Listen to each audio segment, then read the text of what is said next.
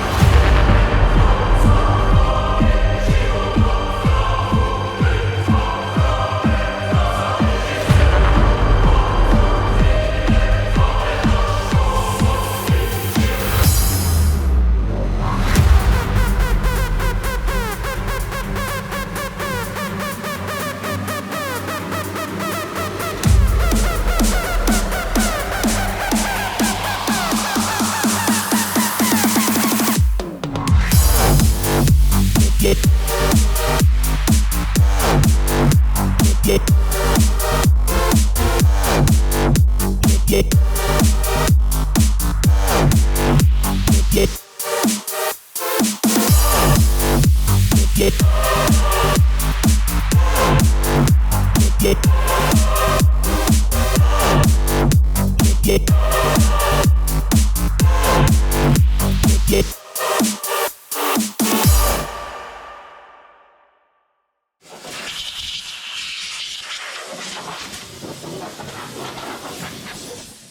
mä demonstroin tän jutun. Niin käytännössä mun kannen taso tulee tähän. Sitten tähän tulee tää spaceri. Sitten tässä on brikka. Ja sitten tää boltti. Tää menee niinku just tekemään.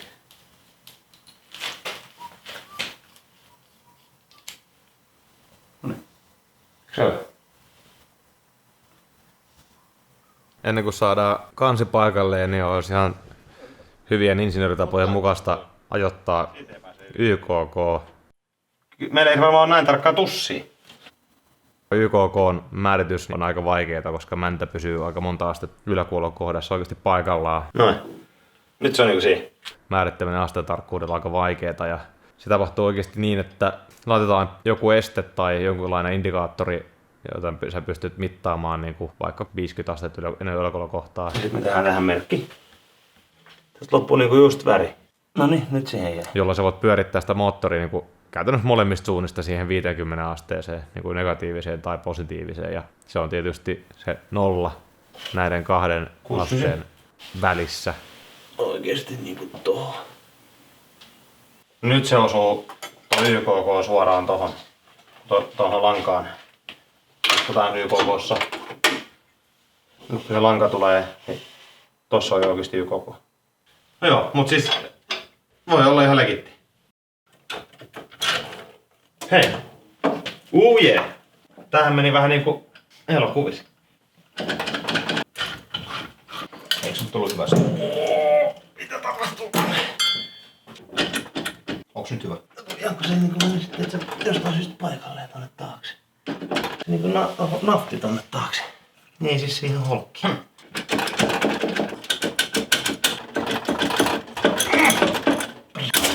Joo, pääsin sanoa vähän, että tää niinku meni kuin elokuvissa.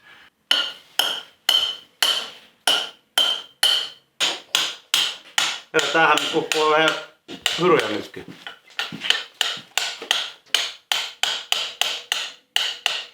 Mitä varten osa joka toisessa on niinku osa mustia ja osa on... No on nämä kerran sulle. Itse asiassa yleisö ei välttämättä usko tätä, mutta ne on Harley Davidson, jos ne on mustat. Ja toiset on jostain, muistaakseni Ford Sierrasta tai jostain tauruksesta. Niin, ne on eri. Tässä moottorissa ei ehkä enemmän kaikkea muita osia kuin Volvoa. No lohko on Volvo, joo. Niin siihenpä se jää muuta. Eikö nyt kun rupeaa miettimään, niin kampuraa veneestä, lohko on Volvosta. Mutta eipä tässä oikeastaan mitään muuta Volvoa enää ole. Vai no HD:stä. Joo. Ehkä se rupeaa pitää semmoista kunnon hyvää ääntä. No niin, se näyttää nyt paikalla. Kyllä se nyt näyttäisi olevan pois. Huoltoystävällinen tää kannen poisto tästä ja kiinnittäminen, koska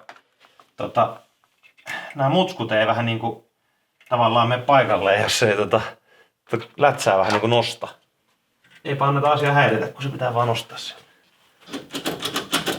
Tää on kyllä ihan perse systeemi.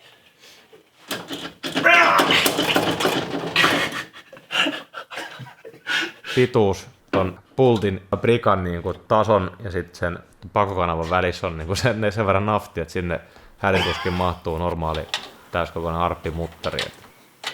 Joo. Ei tää kyllä helppoa oo. Oikeesti. Helpoksi ei oo tehty. Sen takia näitä ihan joka jätkä rakennakkaan. Niin kuin näkyy, niin tuohon on tehty tommonen erikoistyökalu liittämällä 2 kappaletta toisiinsa lämpöä käyttäen. Joo, niin sit voidaan duppaa tähän joku selostus. Tässä herrasmies asentaa intohimoisesti rasvaa.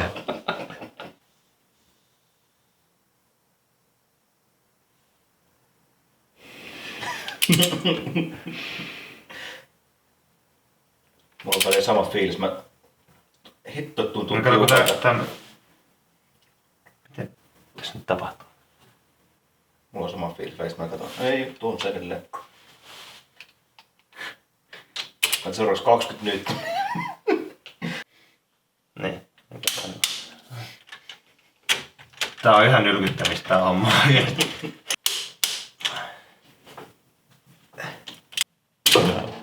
Nyt on ollut tässä silmää aika pahasti.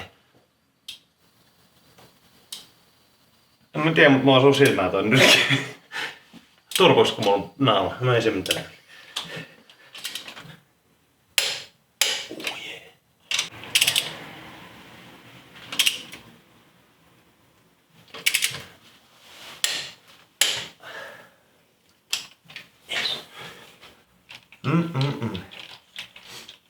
Vihdoin viimein taas hattu kiinni.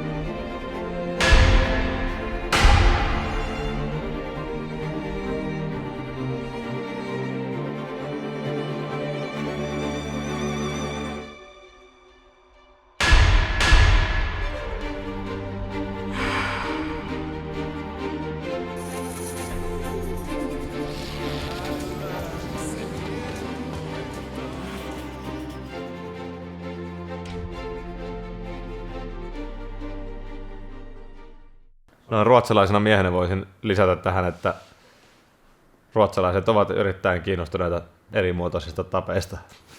Ja aina asennus ei tapahdu yläkautta.